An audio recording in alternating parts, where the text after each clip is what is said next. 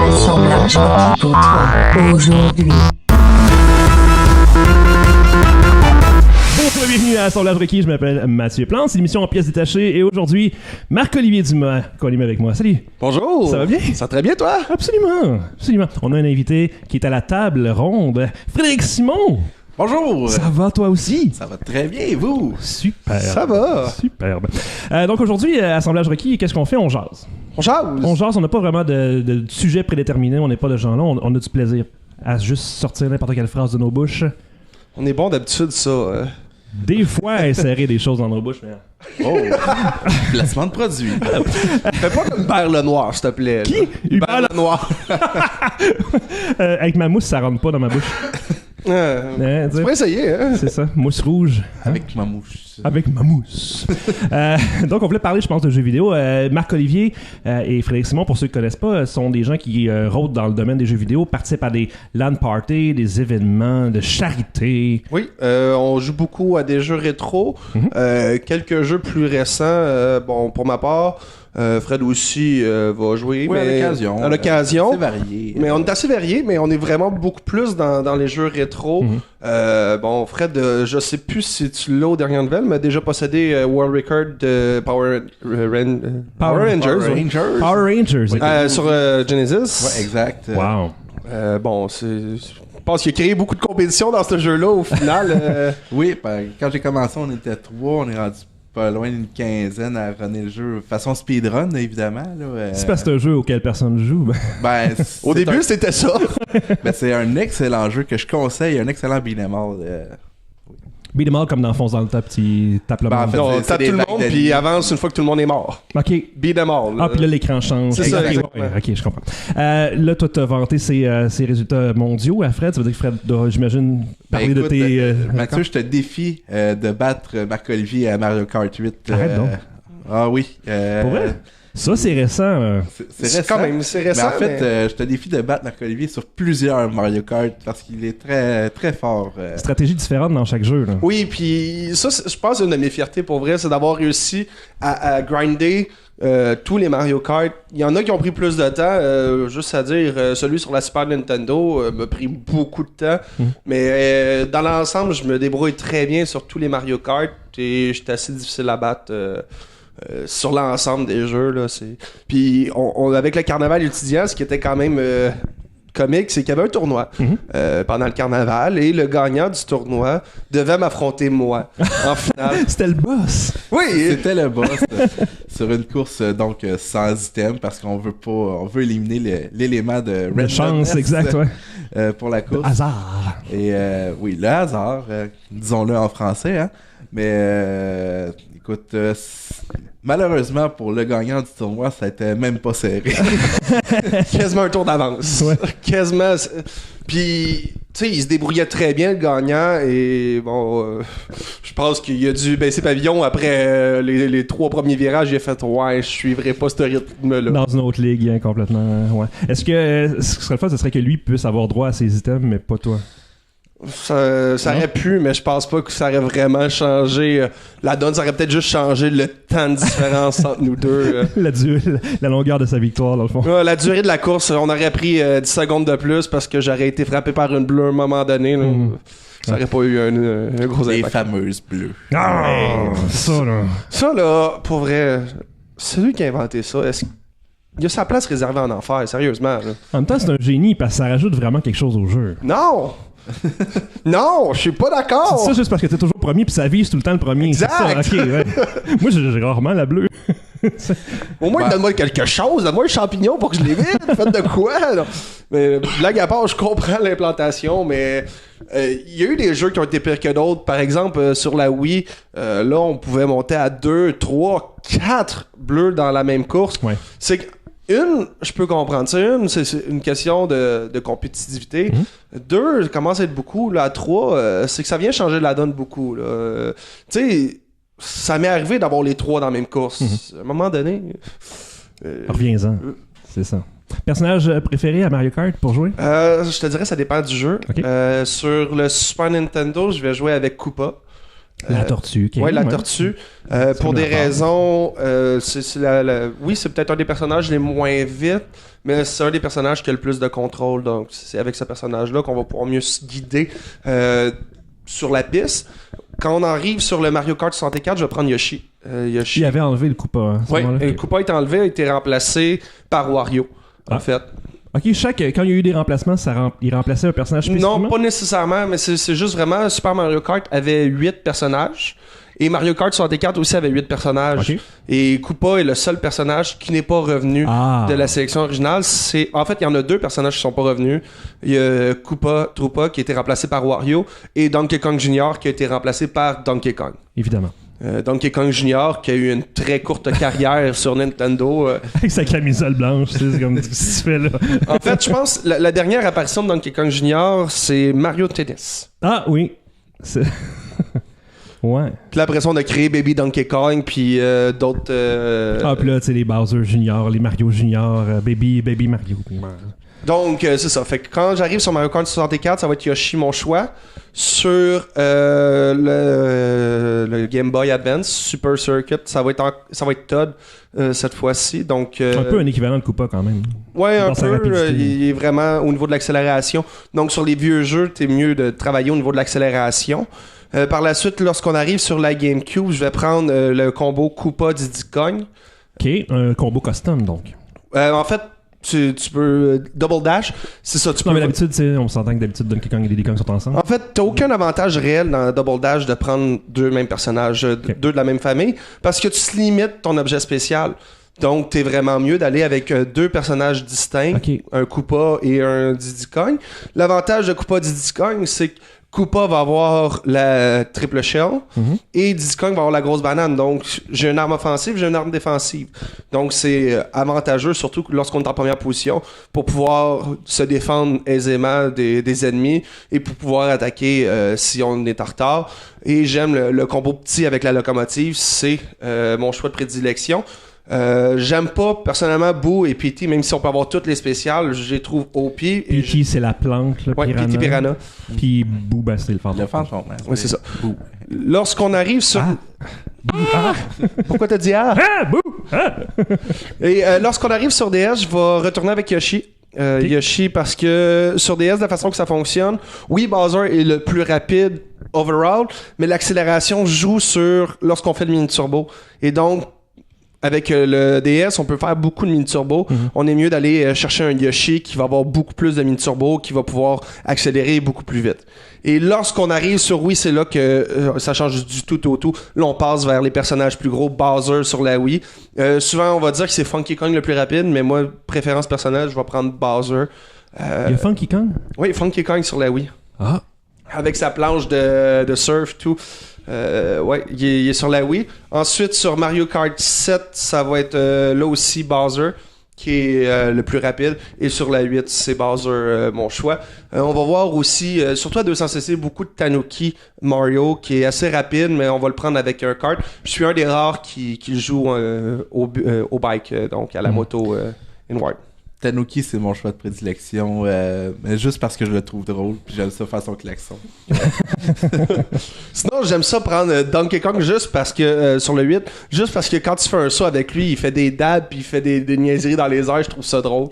Sinon, ça va être Bowser, vraiment. Et chose qui est drôle, c'est que je jouais avec Mario avant, et ce qui m'a fait changer à Bowser, c'est Mario Soccer, Super Strike.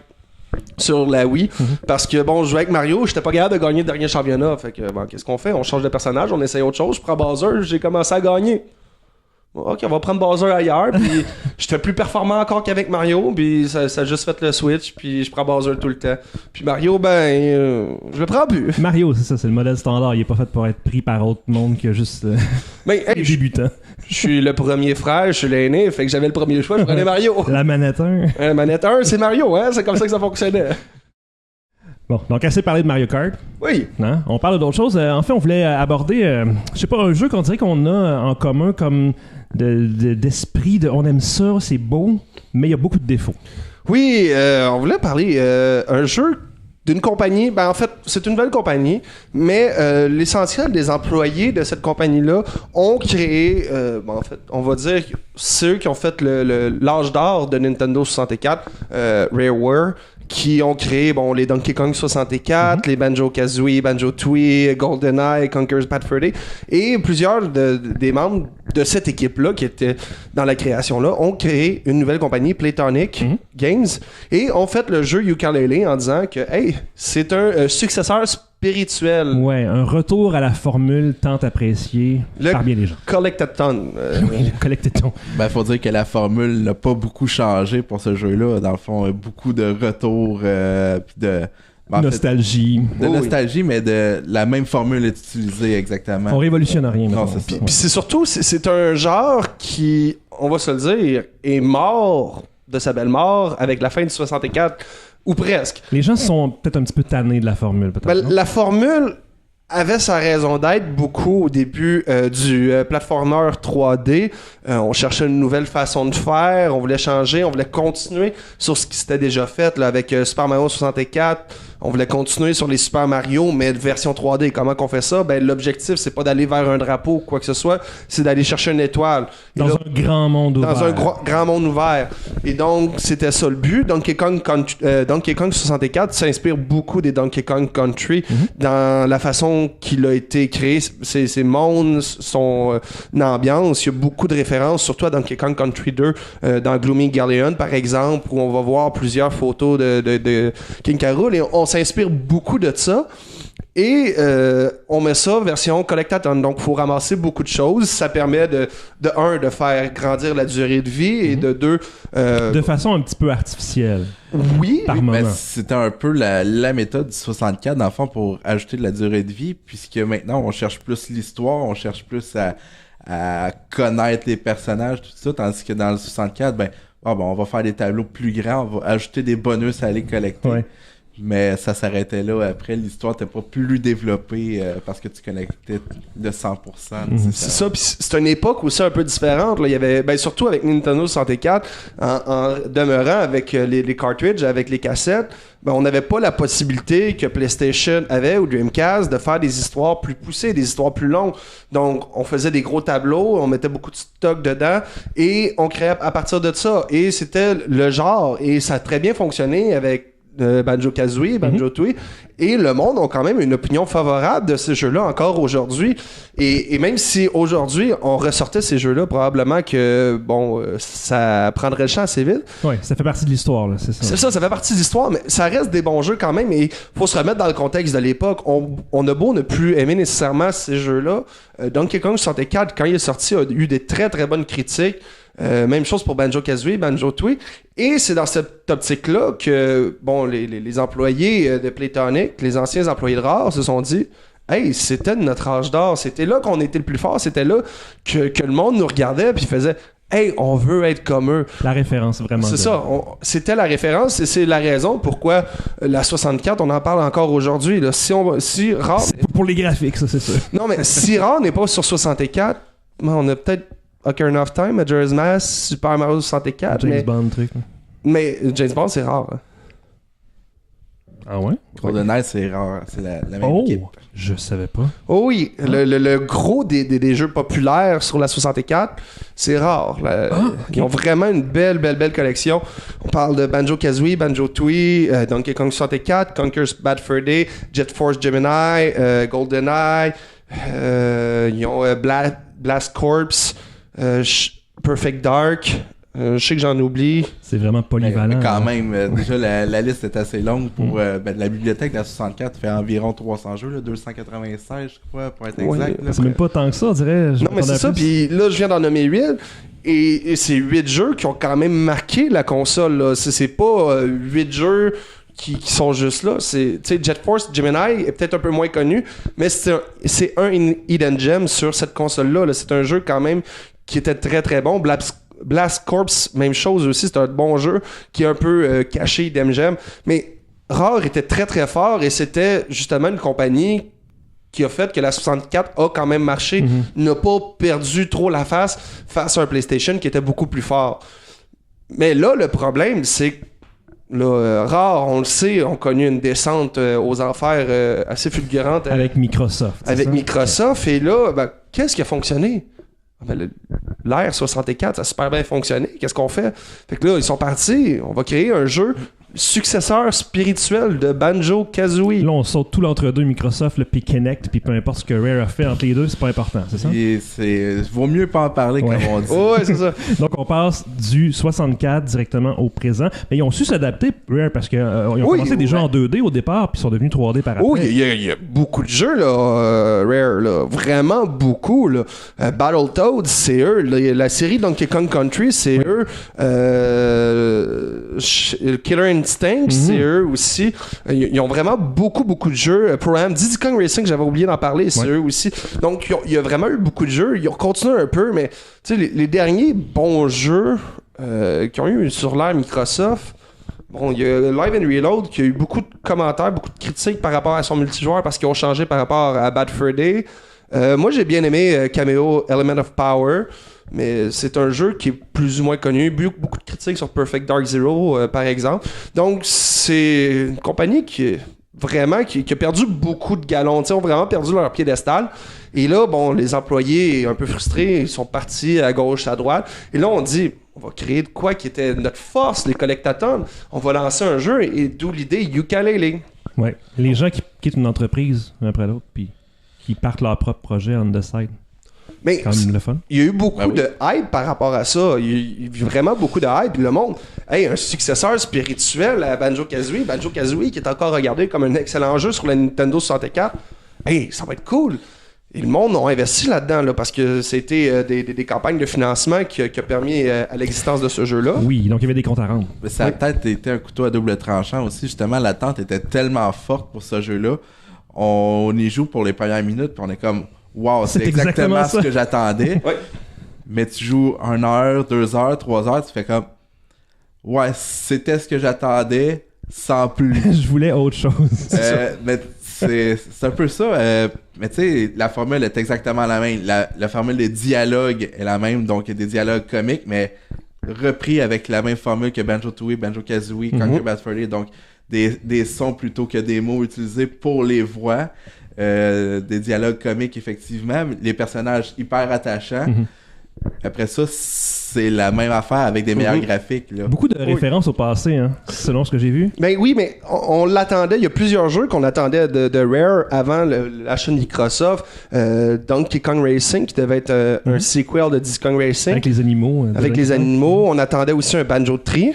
Un troisième jeu. Et donc, tout ça n'a pas eu lieu suite à l'achat.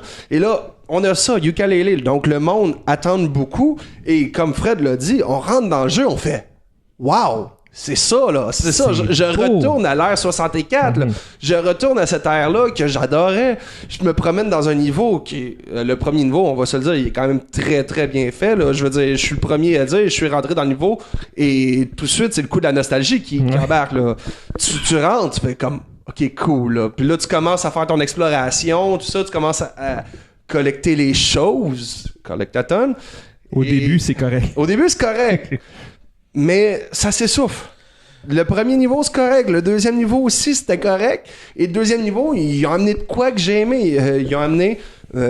parce que dans la façon que fonctionne le jeu, c'est tu as le niveau de base et quand tu as assez de pages, l'équivalent des jiggies, des morceaux de casse-tête, dans le jeu, tu peux faire grossir les niveaux. Donc, il y a seulement 5 niveaux, mais que tu peux faire grossir une fois. Naturellement, ou c'est quoi, un mur qui tombe? C'est quoi? Ben, en fait, il y a, dépendamment des niveaux, comme dans le premier niveau, vraiment, le niveau est grossi. Certains niveaux, c'est des portes qui vont s'ouvrir qui étaient fermées. Ça dépend vraiment des niveaux. Comme le deuxième niveau, il y avait un château avec une clé qui était barrée. Et quand tu grossis le niveau, ben, la clé débarre et tu peux rentrer dans ce château-là. Okay. Et c'est le château qu'on appelle isométrique. Donc vraiment, l'idée isométrique, je trouvais ça franchement génial. C'est tu te promènes comme dans les graphiques 3D isométriques. Donc en diagonale. C'est tout fait sur la diagonale avec 4 axes. Là, on a des 8 axes parce que bon, on est rendu plus poussé. Mais quand même, l'idée était vraiment bien avec la caméra tout le temps en diagonale. Okay. Donc, tu rentres dedans et tu fais « Wow, l'idée est bonne! » Et là, tu rentres dans un troisième niveau. Là, ça retourne un peu dans le même pattern du premier niveau. Tu fais, OK, c'est cool, la musique est bonne, ça aide.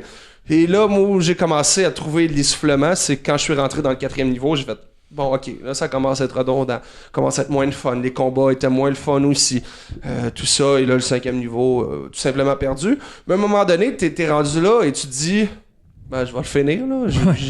J'ai presque le temps fini. investi. Et j'ai mis une vingtaine d'heures peut-être sur ce jeu-là. Quand même. Il faut dire que ce qui a aussi contribué à son essoufflement, c'est qu'à sa sortie, il y a eu de nombreux bugs aussi avec le jeu.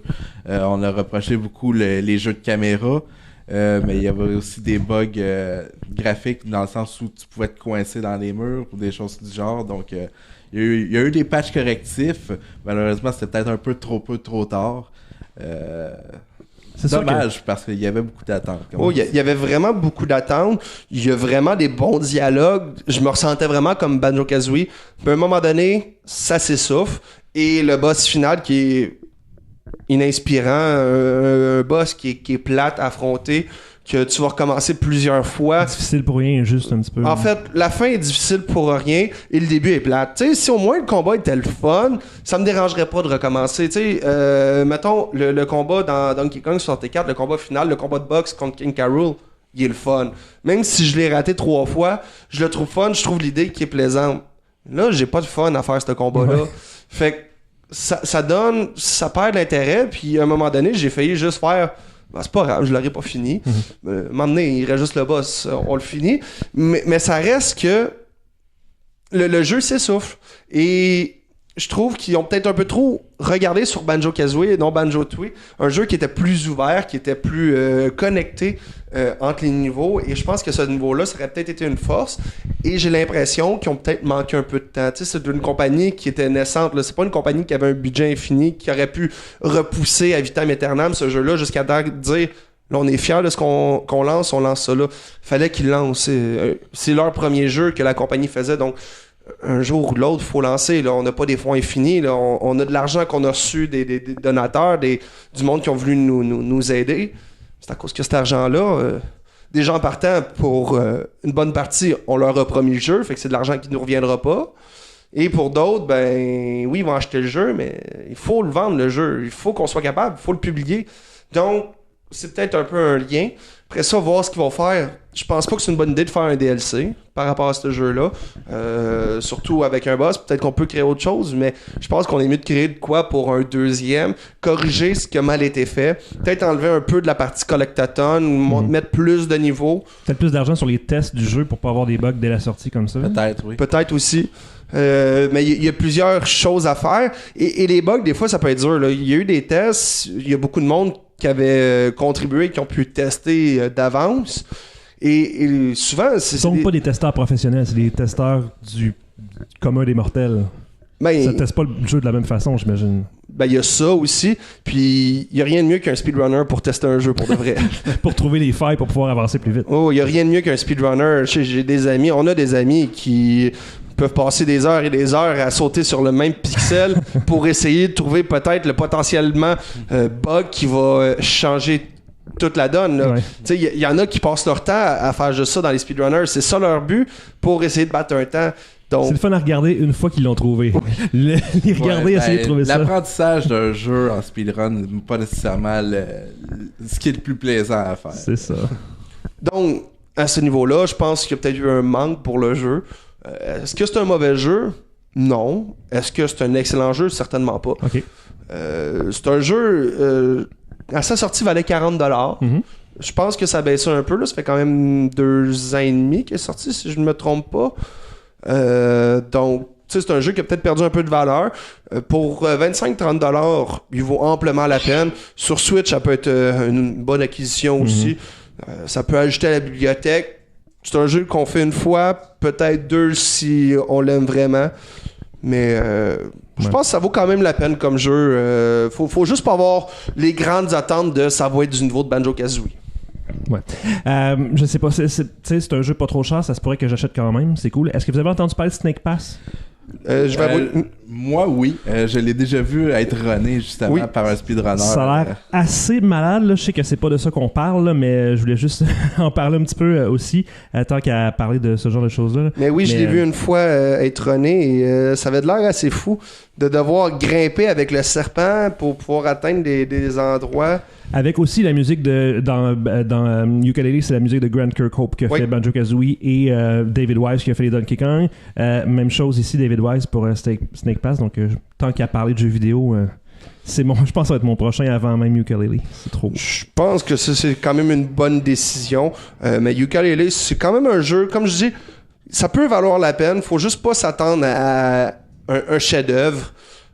Mais juste la musique nous garde en haleine dans le jeu là. C'est une des raisons qui nous pousse à continuer, surtout dans le 3e niveau.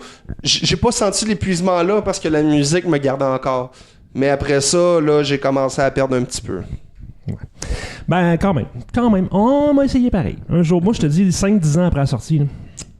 D'après moi, c'est le moment pour l'essayer. Ben, ceux qui Je suis en retard sur tous les jeux vidéo du Ceux monde. qui ont la plateforme Steam, qui voudraient l'essayer sur ordinateur, souvent ils vont être en sale aussi avec les Winter et les Summer Sales. Ok, en Donc, vente. ouais, en vente. En sale. En rabais. What's a sale? What's a sale? A sale. Donc, il faut être en rabais souvent, tu sais, 10, 20, 25%, peut-être plus. Mais ça peut valoir la peine peut-être d'aller chercher le rabais puis de l'essayer pour un peu moins cher que le prix de base. Mais ça vaut la peine quand même. Là. Pour le prix, je pense que j'ai quand même mis 20 heures sur ce jeu-là. C'est quand T'as eu même... du plaisir, Oui, juste j'ai eu pas du autant que plaisir. t'aurais aimé en avoir. Ouais, exactement. Genre, j'ai ressenti un essoufflement à la fin, mais au début, j'étais très très content d'avoir le jeu et de jouer. Et dans les premières journées, on était plusieurs à jouer, on se parlait, puis on fait hey, t'as-tu vu ça, t'as-tu vu ça? Tu sais, on était nostalgique par rapport à Il y ça. avait un certain engouement, là. Faut pas se le cacher. Puis pour ceux, mettons, qui voudraient attendre qu'il sorte en Humble Bundle, ben, je suis désolé de vous dire qu'il est déjà passé, Yooka-Laylee. Sorte en quoi? À Humble Bundle. Ah oui, le truc de jeu moins cher, mais t'as un gros. Oui, mais en fait, groupe c'est de jeux. t'as un abonnement mensuel. Sur mais Steam. Oui, mais en Oui. fait sur Steam, mais sur d'autres plateformes aussi. En fait, ils donnent une liste de jeux. En fait, ils donnent des CD keys pour des jeux. Wow. Mais en fait, s'il y a un jeu, je peux recommander même Cuphead. Oui, le jeu style dessin animé des années. Oui, exact. 50? 30 même. 30? Ouais, C'est... ben, à la manière des dessins animés des années Du 30. passé. Oui, c'est ça. C'est avec la musique jazzy, tout ça. Ah oui. L'ambiance est très bonne. Faut quand même être conscient que c'est un jeu qui peut être frustrant. Oui, c'est un jeu de plateforme pour les professionnels des jeux de plateforme. Mais C'est un boss jeu rush. relativement très difficile. Ouais, ok. C'est un boss rush. On a c'est une vingtaine de boss à faire dans tout le jeu et il y a 6 niveaux platformer qui sont eux autres aussi assez difficiles là. C'est pas des niveaux tu sais, commencez pas le premier niveau en vous disant bon ça va être un peu comme le 1-1 Super Mario Bros. Non. Ouais. Genre C'est pas des boss comme Boom Boom dans la tour du milieu dans les jeux de Mario. Là. Tu vas Non, juste non, sauter 3 fois dessus, il lance des boules de feu, pas mal ça. les premiers boss vont être relativement faciles, Ok. mais ça va se gâter assez vite.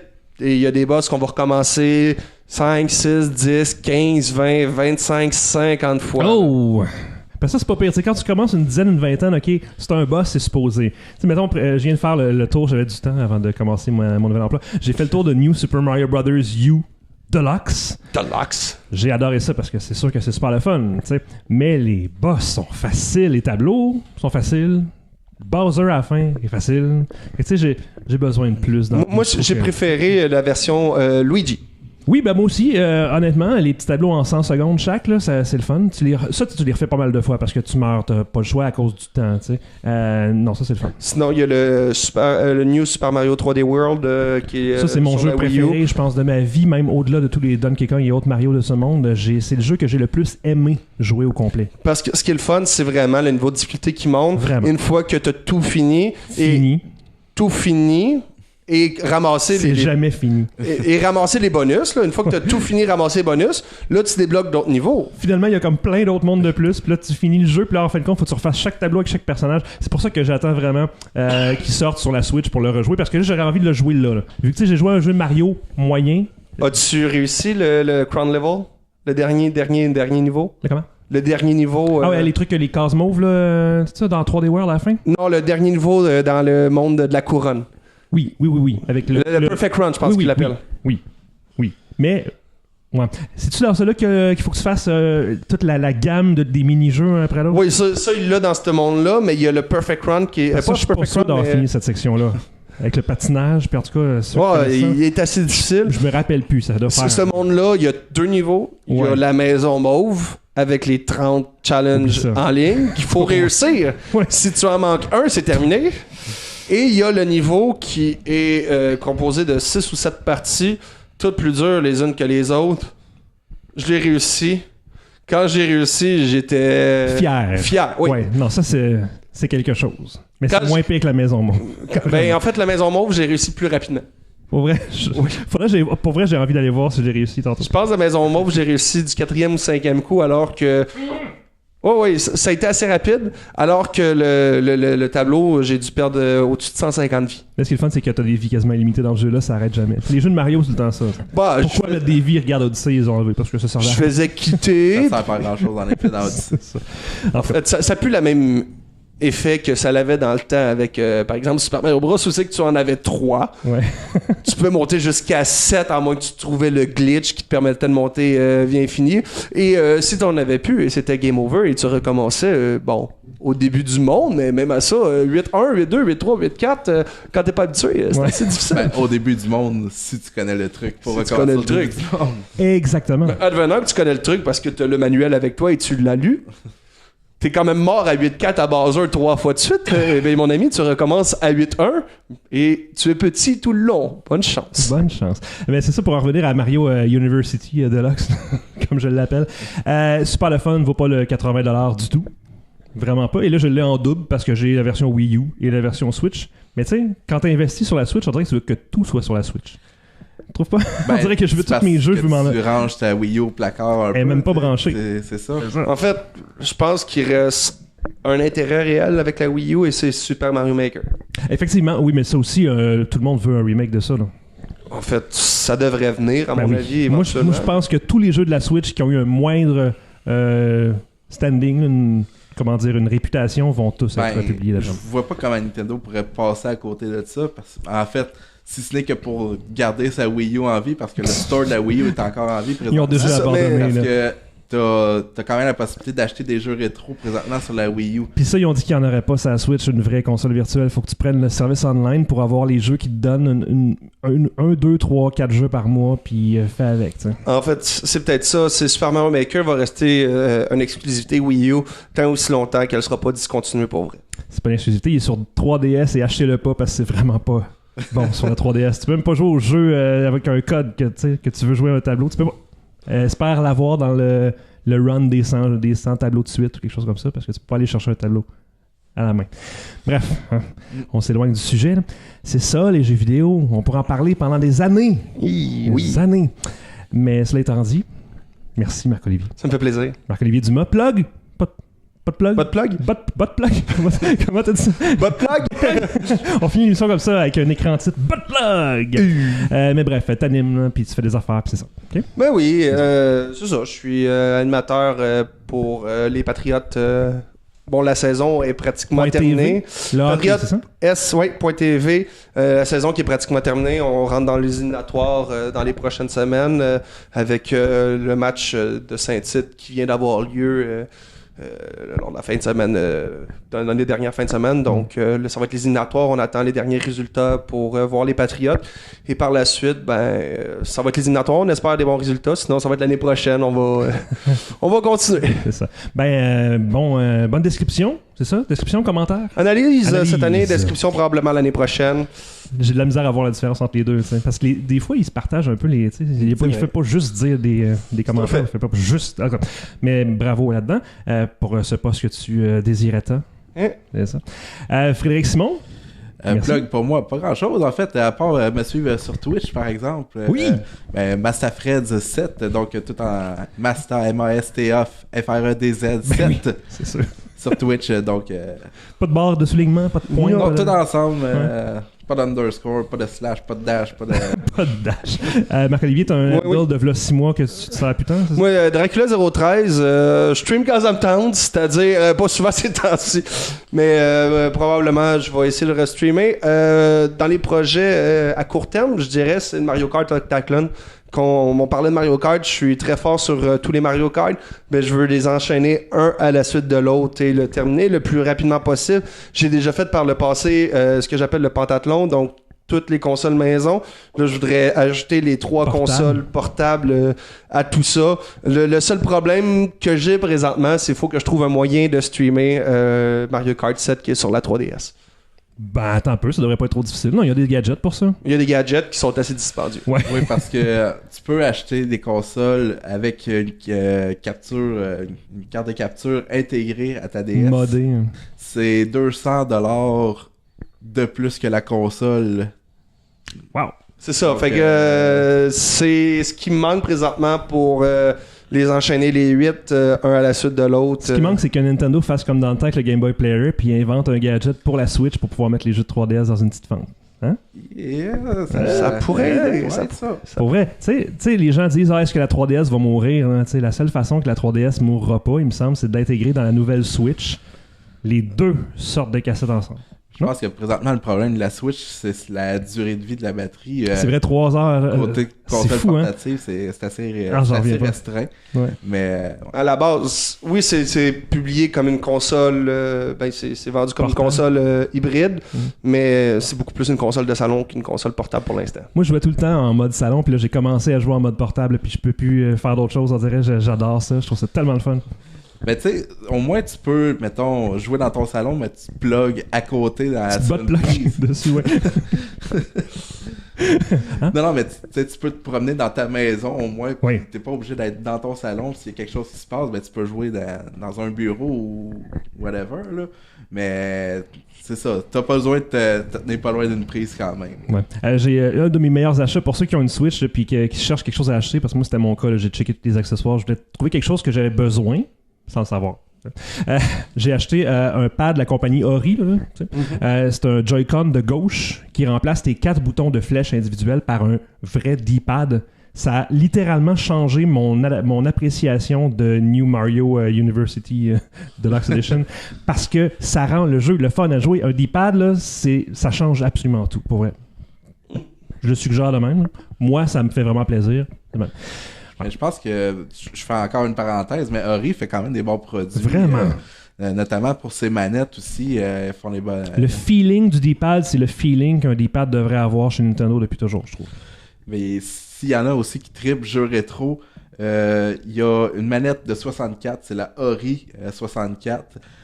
Que je conseille parce que pour tous les gens qui n'ont pas 3 mains, dans le fond, pour la manette de 64. On lève les mains.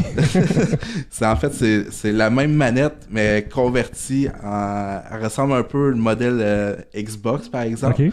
Mais c'est les mêmes boutons, donc les 6 buttons, le joystick, tout ça, converti pour un modèle de manette qui a du sens, finalement. Avec fil ou pas? Avec fil. Ouais, c'est ça. Ils ont tendance à faire ça. C'est souvent des produits entre guillemets bas de gamme. Là, je suis pas d'accord. C'est comme mettons le Joy-Con de gauche que je disais, il n'y a pas le gyroscope dedans. Il est super léger, mais ils font des produits qui coûtent 30$. Ah, mais pour cette manette-là, par contre, il faut s'attendre à payer pas loin d'un 100$. Quand même. Pour une manette avec un fil? Pour la manette de 64 avec un fil. Quand même. Mais c'est justement, il y a beaucoup de speedrunners qui vont utiliser cette manette-là pour le feeling. Puis, je l'aime tellement, moi, la manette à 3. Non, pas moi. J'aime aussi la compagnie 8-Bit Do. Là. Moi, je dis 8-Bit Do. Les gens sur Internet disent 8-Bit Do, mais il me semble que c'est comme un jeu de mots avec Nintendo. En tout cas, faites ce que vous voulez. Mais c'est cool, les autres aussi. Petite manette Bluetooth, Super Nintendo avec des joysticks dessus. Là. Ça coûte super cher aussi, mais j'en veux.